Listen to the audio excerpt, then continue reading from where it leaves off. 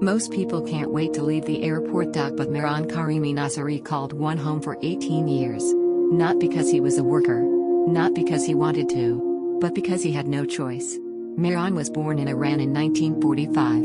In the 70s, he left to study in the UK. But when he returned to Iran, things had changed politically and violently. He spoke against the Shah, and was expelled from his own country.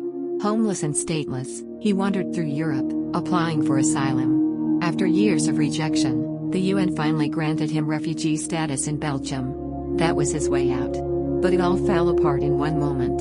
In 1988, on a layover from Paris to London, Mehran lost his official documents, or as some say, they were stolen. Either way, when he landed in London, immigration refused to let him in. And since he had no passport, France wouldn't accept him back either.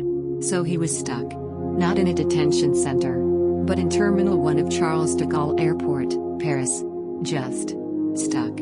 At first, he slept on plastic benches, ate airport food scraps, used airport restrooms to stay clean. Weeks passed, then months. Eventually, the airport workers accepted him. They gave him food, cleaned his corner. Some even brought him books. But governments don't move fast. By the time French authorities offered him residency, he refused it. He said his name wasn't correct. The documents called him Alfred, but he insisted he was Mehran Karimi Nasri and nothing else. It was more than legal paperwork. It was about identity. He said, "I am not Alfred, I am not a mistake." So he stayed. For 18 years. Passengers came and went. Families reunited. Planes left every hour.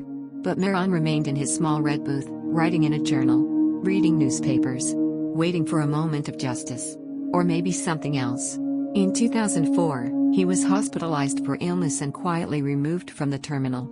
Later, he lived in a Paris shelter. And in 2022, he passed away, inside the same airport, in Terminal 2F. Some said he was delusional. Some said he was heroic.